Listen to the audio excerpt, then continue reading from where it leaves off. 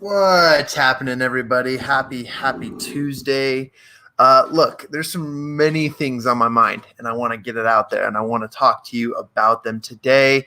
I'm a little late to the hour, but I wanted to get a few things straight. I'm going to try to keep these a little bit brief and short, even though it is a live hour. I'm available to answer your questions and to talk to you in regards to some of the comments and the thoughts that you have. But I want to really get in and ask a few questions and get you thinking, and then also paint a picture for what's in the future. Quick shout out to Jason Curtis jumping on. What's up, man? I will respond to everything that we were talking about very, very, very soon, like right after this. Been going through big boy stuff this morning, talking to banks and looking over the effects of COVID-19 on our business and what we've been doing. And so this has been a big boy, big pants morning so far. And I'm grateful for the wake up calls. I'm grateful for the things that have really come into our life and in our business. I'm grateful for them because they teach us a lot. They teach us about what we need to be focused on, where we need to be. I was on an interesting mastermind call yesterday, and it was fascinating because out of all the things, out of all the excuses, out of all the deterrents that people were providing, right? The leader of our mastermind was turning everything down by saying, well, that doesn't make sense. There's no possibility. There's no possible way that you should be stuck right now. Like, businesses are moving to online. The faster you can move to online, the faster you'll thrive. That there's a lot of things going on that you have no excuse to not be thriving. And a lot of people started sharing like a bunch of, sad stories about how they lost their job or what's not going for them or what's causing them to not be able to get out of their house to do stuff. Internet's bad, blah, blah, blah, blah. Excuse after excuse after excuse. And I just sat here and I sat back because I wasn't really contributing to this particular conversation. And I started to observe there was all these lines, all these piles of issues and these piles of things that people were like, I'm having trouble with this. I'm having a really hard time, blah, blah, blah, blah, blah. I can't get my business going. I'm not having sales. I lack this. I lack that. And there were so many people complaining, but our leader of the mastermind was like, so? Like, you can't tell me that you've done absolutely everything to make this possible, to make this what you want possible. And yesterday I was reading in this book, just doing my annual reading of Think and Grow Rich, just trying to get ahead. And I was reading through the story of the Carnegies and Napoleon Hill. And, there's some interesting stories out there, but one of the processes, one of the concepts that I most delve into, and I'm starting to learn more because my goal in life is to be not my only goal, but one of my biggest goals in life is to have an abundance and an exuberance of wealth so that I can spend a lot of my resources on helping people. That's really one of my ultimate goals. And because of that, I need to be in a place where I can serve. I was just on the Global Virtual Summit, thanks to the Habitude Warrior and Eric Swanson. And because of that, I got to interview and chat with a lady by the name of Shanda Shanda. Oh my gosh, now I got to look it up. Let me look it up. What was her name? Shanda Sumter. And Shanda Sumter is like absolutely on fire. She was amazing. If you didn't get to see Shanda Sumter perform at the Global Virtual Summit for Habitude Warrior, hosted by my connection and friend Eric Swanson, she was absolute fire. Like, it was amazing. And one of the things that she was telling us was that there are so many things that are not within our control. So why focus on them? Why complain about them? Why be afraid of them? But to focus on the things that actually matter, the things that actually get you paid, the things that actually get you through. And Shanda said, there's no excuse. Like, I owned up to everything that was going on in my life. I especially did that during COVID-19, and I took it for what it was, and I made things happen, and I did it. And she said that she would not go to sleep. She would not finish her day. She would not, take a moment and jump on Netflix and sit back and say, oh man, I need to relax my brain. She would not stop until she made it, until she reached her destination, until she got what she needed to do. And I was reading Think and Grow Rich, and the same exact principle applies. If you want wealth, if you want an exuberant amount of wealth, you've got to only see the outcome and know the path to get there, and only do that. It was described that, and I'm forgetting, I think it was, who was it? I think it was Napoleon Hill, or it was the Carnegies. I think it was, I'm going to obliterate the story. I'm just touching base on it and I'm catching up. But anyways, I think it was Napoleon Hill who was going to be working under Thomas Edison. But to get there, he took a few failures, right? And I think the story goes is that in order to work for Thomas Edison, you needed to gain his respect.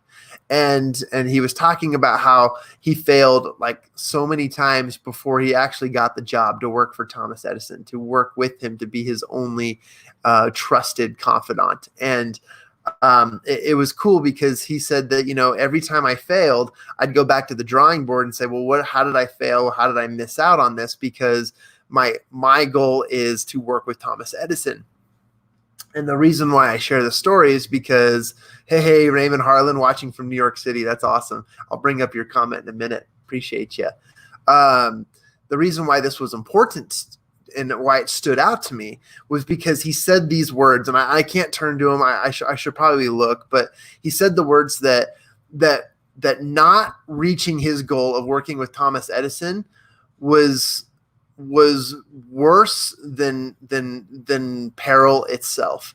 And when you think of that there is no other option but the goal and the direction that I'm heading, then if I don't reach that, then I must perish. Now it's a little harsh, but let's take the context of harshness in society out of this, and let's talk about that. Your goals, your destinations, what you're working towards, if they're not so personal that by not reaching them, you would rather die, then they're not worth chasing or pursuing at all.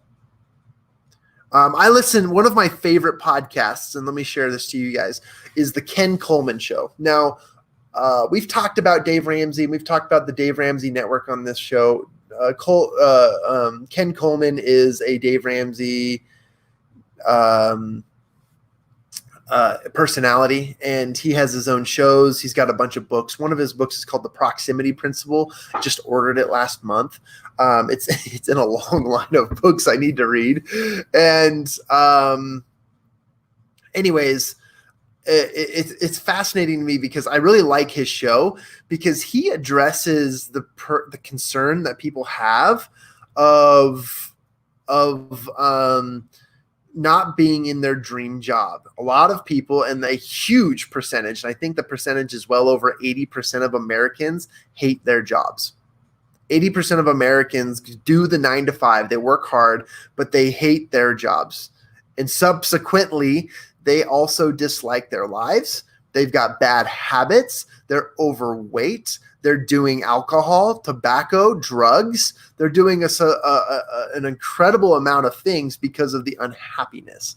They're consuming so much sugar, and they're extremely unhealthy. And that's 80% of Americans, you guys. 80% or more. And most people don't like their jobs. Most people don't like where they're at. And I like the Ken Coleman Show because Ken takes calls live, and he answers questions, and he takes you through his step process on how to overcome your challenge in the workforce and become, to have or obtain, there we go, that's the word, to obtain your dream job.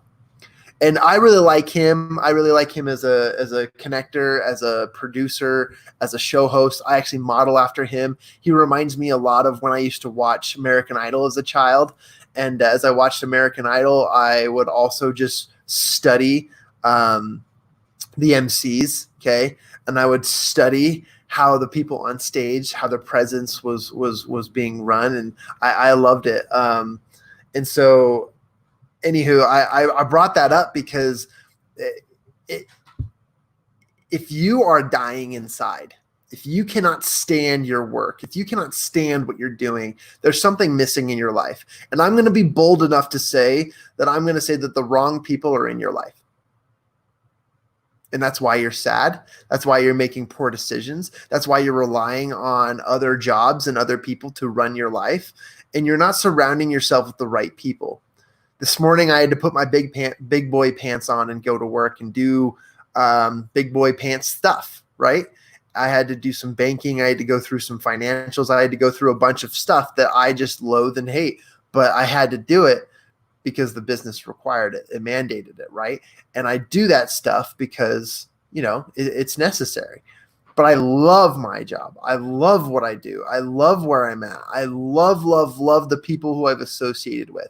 And that's what I think draws it all back, is if I hated who I worked around, I would not work here. Now, that doesn't mean that I've worked in jobs in the past and those jobs I hated the people. That's not what I'm saying here. So please don't take this out of context. But what I would say is that you need to surround yourself with people who you love. And I have a social anxiety of surrounding myself with wealthier, more successful, and higher level people. But that anxiety goes away when I immediately realize how human they are and how much value I can provide to them just by serving and by being a friend. Isn't that amazing? Isn't that absolutely amazing? I want to jump to some of the comments here in the comment section. Again, we got Jason Curtis in the house. He says, looking forward to the knowledge today. Woo! Yes, appreciate that. Jason Curtis says, I have my big pants on. Oh, man. Jason, you are not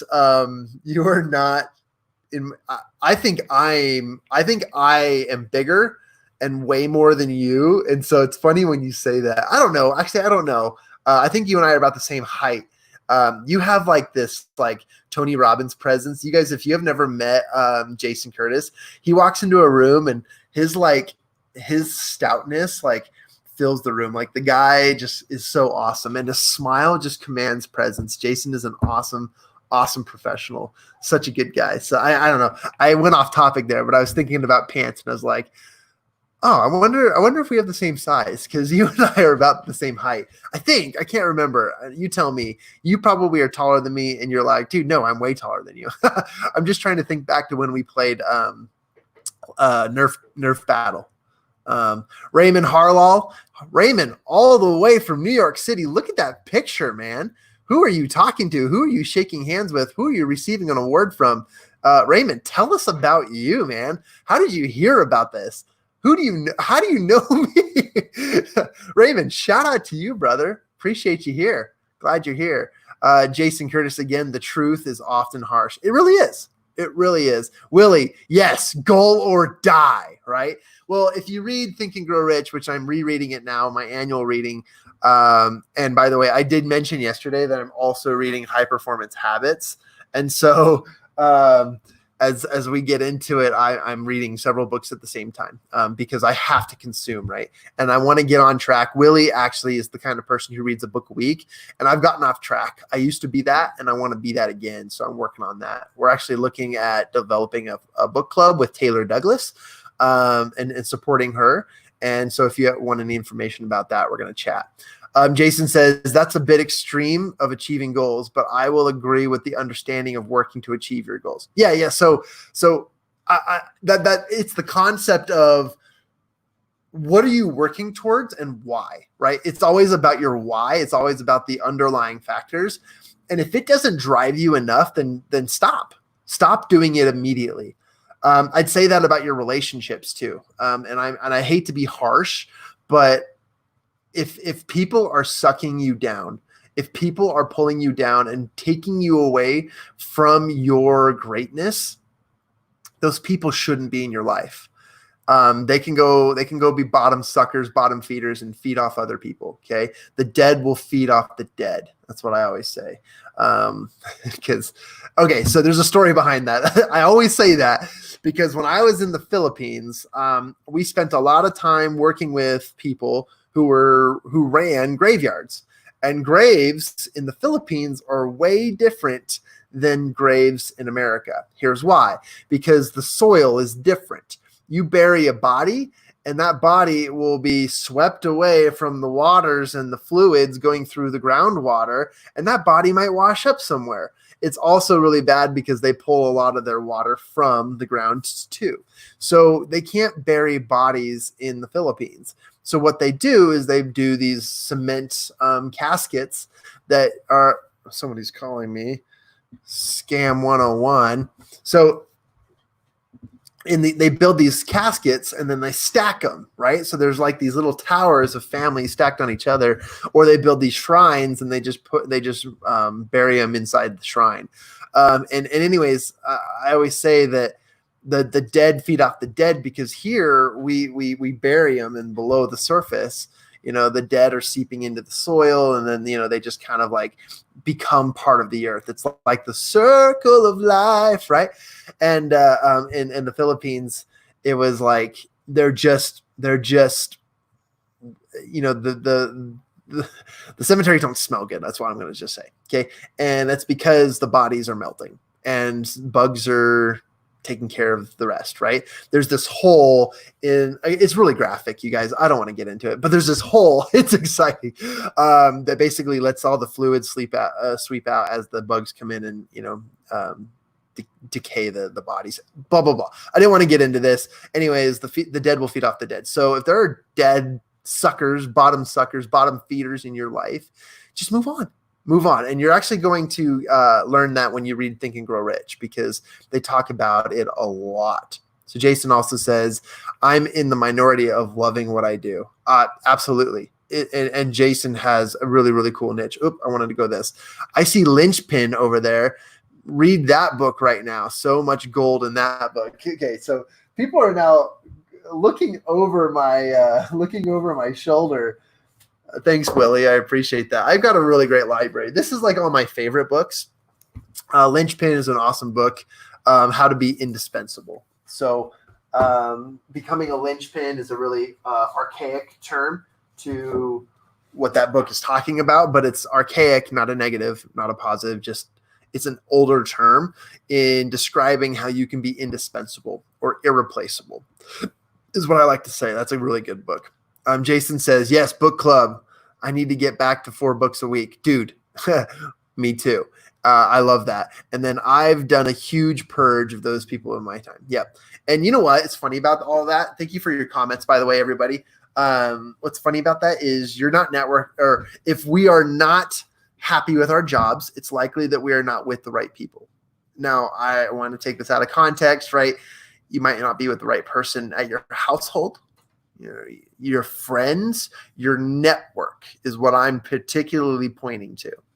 Personal things, I don't get into that much. I do talk about the comparison of dating and wooing to networking, but I don't want to get into personal relationships. I am not a marriage counselor. I'm not a life coach. I'm not anyone who can give you advice on your personal relationships. But what I can tell you is that your business relationships, when done right, they become your best friends. And sometimes they become so intimate that they become married partners, or they become something else, but it becomes intimate. And intimacy is a relative term. And let me give you the Google. This is something you shouldn't. What is the definition of intimacy? There we go. Yeah, let's go through this because I think we need to understand this. Close familiarity or friendship. It literally means closeness. We've taken intimacy, and a lot of us are like, well, if I'm not intimate with her or him, right? It means sexual. It means something a little bit more close than just friends. But when I talk about intimacy, I literally mean this definition, that close familiarity and friendship. When you create intimacy with your clients, when you create intimacy with your friends, with your connections, then you're living a life of love and freedom. Okay. I told you a little bit about Jason Curtis. He is an amazing human being and an incredible professional. And I watched him for the first time, meeting him in person at a business event, at a speaking event. And as he went from person to person to person, treating them as if they were lifelong friends, you could tell that he was happier than anyone else in the room. You could just tell. You could see it. And it's because of the way he treats people and because of the way that people reciprocate around him. He attracts people to his world. And I just wanted to compliment Jason on that because he does a phenomenal job. And he's one of our members of our champion circle. And we're going to be building groups to help you get to know Jason and a little bit more, but as there's more information coming on that later. So let's talk about what we said we were going to talk about today. And I'm going to pull this up so that we have a measuring point for where we're at. We've got 20 minutes to go. It was kind of nice to get started and do this because I think it's fascinating. You know, when we start within the hour, we get a lot done. By the way, I've got just a few more people who wanted to know about the podcasting, and we're going to be doing that. I had a few things come up this week, so I'm just trying to pick a day where I will record and do the webinar and teach you guys how to build a podcast that will pay you in less than 30 minutes. So if you have 30 minutes to spare, I'll be doing that. And then we also have a service for that just to show you. Hey, I really wanted to take the moment and just kind of go through a few more comments while I wait for this to pull up. Jason says, my business associates are those that have become my fiercest friends. I like that. My fiercest friends. Fiercest friends, right? On Friday at the Global Virtual Summit of the Habitude Warrior Conference, we had another gentleman, Sekou Andrews, get on, and Sekou was very, very cool, very, very interesting. And he got on and he taught us to grip your greatness, grip your awesomeness, and to hold it like this and to shout at it every day. I am awesome, right? So it was so cool. It was so empowering to see that. And it reminded me of that word you just used, Jason, fierceness. 4 books a month. Okay. I was going to say 4 books a week. All right. Go. I'll do it too. 4 books a month. I'm all in. Jason says, thank you. I appreciate the comment. Dude, you have more than that coming towards you. Wendy Lee Simmons in the house, everybody. That's a good thing. Trump, no way. He's a Finn joke. I don't know what that means, but I don't know what that means, Wendy, but that's awesome. Whatever you just said, that's a good thing. Okay. Maybe you're just jumping in and catching in some of the context, but we are talking about, the people you want to spend your world around. And maybe Trump, no way, he's a Finn joke. Fine joke, maybe a fun joke. Anywho, I appreciate the political comments. They always make me chuckle. If you want to, my family is notoriously known for, excuse me,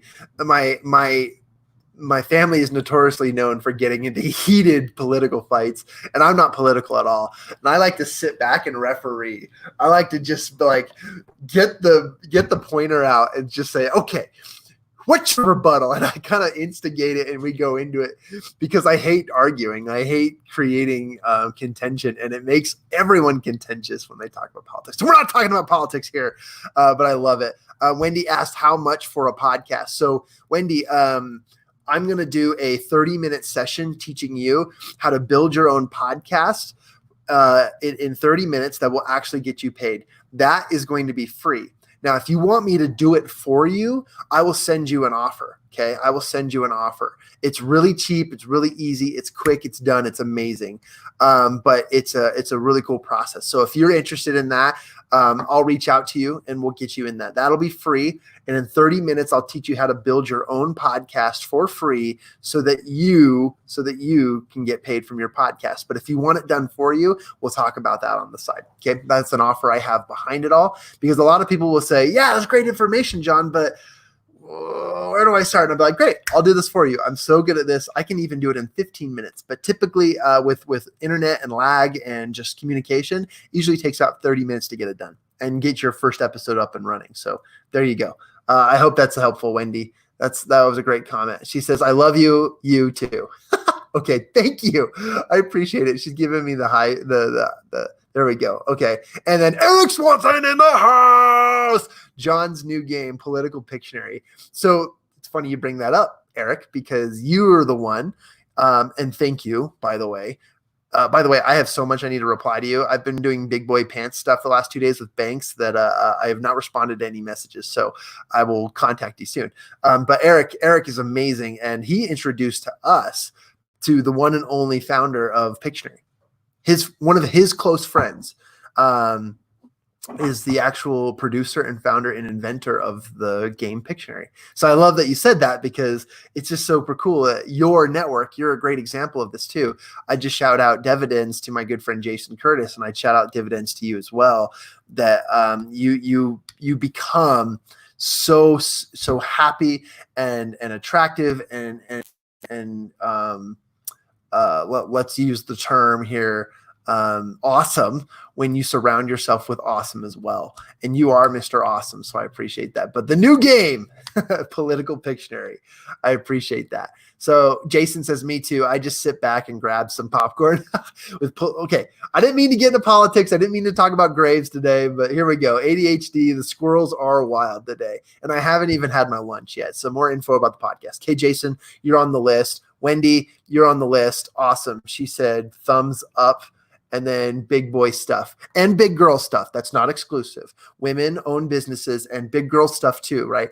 Right now, my wife and I collectively launched a virtual assistant company based in the Philippines that solely focuses on helping entrepreneurs and influencers get their content regenerated into ebooks, posts, and clips that go well in hand for TikTok, Instagram, IGTV, Facebook, LinkedIn, and so forth. So that's one company we just launched. And Big Girl Pants too. She's had to put on the pants and really talk with me through some of the financials and some of the processes of that. So pretty cool stuff. If any of you have interested in the VA stuff, I know Jason said a few things about it the other day. I'll be sending that out here. We just hired our official. I mean, we've hired and fired like 50 VAs before, but we just hired our official first VA, and it's going awesome. So Eric Swanson is legit. Look at that, Eric. Shout out from Mr. Jason Curtis. He is legit and he is awesome. Rob Angel rocks. Rob Angel is the founder of Pictionary, and I had the gracious opportunity of being introduced by Eric Swanson to Rob Angel, who's an awesome individual. And we had actually even talked about it in our VIP networking Zoom meeting, that we were actually talking about getting Rob Angel and supporting him in a global online Pictionary game. So we're excited to talk more about that as we're all stuck at home in quarantine, right? Wendy's giving me the happy face. I appreciate that. More info on Content Caddy too. I love that he remembered the name. I've said it once. I didn't even say it today. Jason, yes, absolutely coming your way. Actually, in fact, you guys should know that one of the main pest points to Content Caddy, my virtual assistant business, is we've been testing it on the CBD market, and it's going really it's going really well. So you want to be published in less than a week? We got a way to do it, so it's fun. And she is a firecracker too, so I love it. I love firecrackers. Wendy, man, I love your energy. You're awesome. Thank you for participating. This is fantastic. What a great crew we got today. Okay, so before the squirrels get me off track, wait, where'd they go? Oh, it was a phone call. That's where the squirrels went. Before they get off track, today I wanted to cover just one really quick thought. I said, want to learn how to make up for lost time during the COVID-19 physical safety distancing, because we talked about that yesterday. Okay. We talked about not social distancing. There's nothing social about distancing, right? It has nothing to do with it. That's what happens when we let the government name things. Okay. That's what happens when the government says, oh, we're going to give this a name. It's going to be social distancing. It creates a bad culture. So what we are calling it is physical safety distancing, right? And quarantine, right? Quarantine is literally when you're sick, stay home. And when you're not sick, be careful and safe and physically distance yourself from people in a safe manner. Got it? Okay, we're clear. We're good to go. And then I wanted to show you how there are more effective ways to network. But I wanted to start off today's call by just talking about those principles, right? First of all, any goal that you're pursuing is not worth it unless you're willing to go lay away for it, right? And that's what Napoleon Hill taught. And I'm just re-reviewing the book today. And it's a lot of what is said about the Carnegies, about Napoleon Hill, about some of the those who worked incongruent with Thomas Edison, and just in some incredible people. I absolutely love the book, and we're going to be starting a book club here very, very soon. So we're getting into it. We're getting close. We're getting there. But all of that said, we got into talking about how important it is to find a place, find an environment, find a thing that you're so passionate about and head in that direction. And then to surround yourself that make it worth it. Because a lot of people, and I started off the call with the mastermind call that I had yesterday, and how many people were complaining about what was going on in the world. And the facilitator basically said, that's no excuse. There's absolutely no excuse for any of the things you guys just said. And he went through one by one, addressed each issue, and said, there's no excuse there. I can think of 100 ways to fix that problem. And he just went through and addressed all these things. And I love that, because it was like, man, I have no clue how people can just be so in the dumps about everything. And it's because they're unhappy, right? It's because they haven't surrounded themselves with the right people. I want to bring up a few comments that were catching my attention. Thank you, Wendy. I appreciate that. Physical safety distancing. Thank you. Reiterate it. And then Eric is going live soon. I'll wait for you, though. Oh, thank you. And then I want to watch all of yours first. Well, we're going to wrap up here in about 9 minutes. So I'll be right at the top of the hour. So I'll jump off this and I'll get into yours. He says, and dude, I'm going to bring Habitude Warrior International Group up to Salt Lake, baby. Yeah, I saw your Marco Polo. We're going to chat. And yes, I will get you a pad. This is going to be awesome. This is going to be so much fun. Okay. Looking forward to it. But as we kind of make this transition into what I wanted to talk about and finish up with today. And today was a lot, right? Today was a lot of information, just a lot of random, a lot of topic, but what I really wanted to ingrain in your thoughts and in your hearts today is that you need to surround yourself with the right people. And if you're trying to make up for lost time, right? The last 2 months, maybe you haven't gotten any networking in, you haven't received. Sorry, I don't like the word gotten. It's such a powerful glottal word. Okay. But you have not received or obtained or made more connections, more influential connections so far.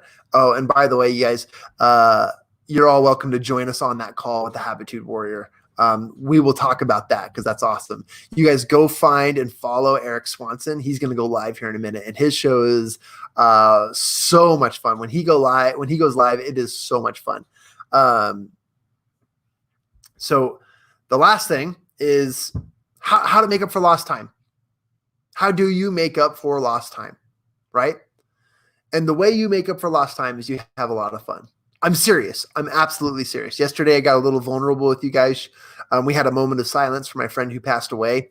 And in so doing, we honored the fact that like fun connecting, fun networking is legitimately the best way to build relationships. And so I encourage you to develop relationships at a deeper level. It hit me yesterday, and I realized that if I just spend all my money and resources that I have in excess right now in investing in my friendships and my collaborations and my network, that I calculated a growth of my income by at least tenfold, like literally 10x. And then I started to think, was that what Grant Cardone was talking about in the 10x rule? And I realized, you guys, that there's so much abundance. There's so much capability. But when you invest in your friends and you invest the time and the relationship and the resources that you can offer and give to other people, that I have calculated an approximate bottom line tenfold increase in my earnings and in my wealth and my status. I have calculated that. Now that's for another day and another time. I will show you how I calculated that. I'm actually not the best numbers guy, but I am I'm a spreadsheet or an Excel spreadsheet like wizard. Okay, I can make anything happen on a spreadsheet based on things, right? Based on the formulas and whatnot and your plugins and stuff like that. So I love messing around with spreadsheets, but as a result of that, I realized, oh my gosh, it wasn't that, oh my gosh, I'm missing out on so much money. The thought that came to me was, oh my gosh, I can give so much more to my friends and I'm holding back. And that was a hard realization to make. That's when I had to put on the big boy pants on Sunday, Monday, and this morning and really figure out what do I need to do to invest in my friends. What do I need to do to make my relationships better? And I need to do it the way you need to be fun, right? You need to be fun. Go out and golf, go on walks, go on hikes, okay? Spend time in a hot tub. So physical safety distancing, of course, right? There's so many activities, so many things you can do. But if you're going to try to make up for lost time in your networking over the last 2 months, my suggestion to you is have fun. Reach out to people. Give like you've never given before. Okay, I've got a bunch of books here. I could literally take each one of these books and send it to a person. And that's not a bad idea. Okay, I have a better idea, but that's not a bad idea. I could sign each one of these books and send it to a friend and say, hey, I was thinking of you. And to me, that would be one of the greatest gifts I can give. The gift and book of knowledge, right? One of my better ideas is to spend time buying other people's books within my network and sharing them and why I love them. So for example, Eric Swanson is a 5-time #1 best-selling author. And I would buy one of his books and send it to my friends. Okay. Look, I just dabbed. Okay. I would buy one of his books and I would send it to one of my friends. I had one conversation with Rachel Hollis. She's a very, very popular author. I start buying her books and sending them to my friends. Okay. Through Habitude Warrior, and Eric Swanson, I had the opportunity to meet and actually introduce on stage Rick Denley, a boxer, a retired boxer, and an incredible author, and now a number one best-selling author, Rick Denley. I had the opportunity to interview him and chat with him, and it was so cool. So I'm grateful for that connection. But anyways, buying his book and sending it to people.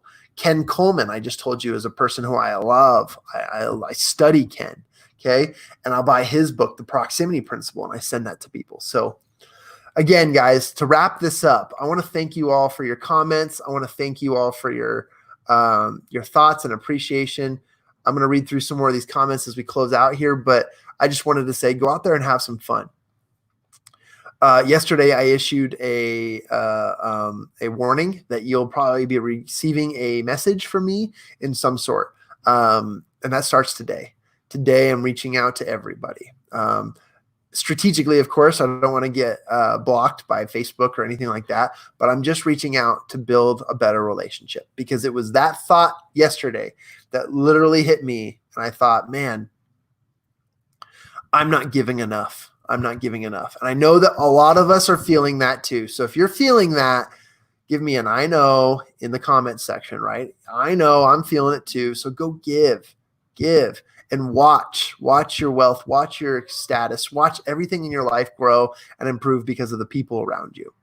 Now that's the Carnegie way. That is the Napoleon Hill way. That is what I believe will actually drive success. Okay.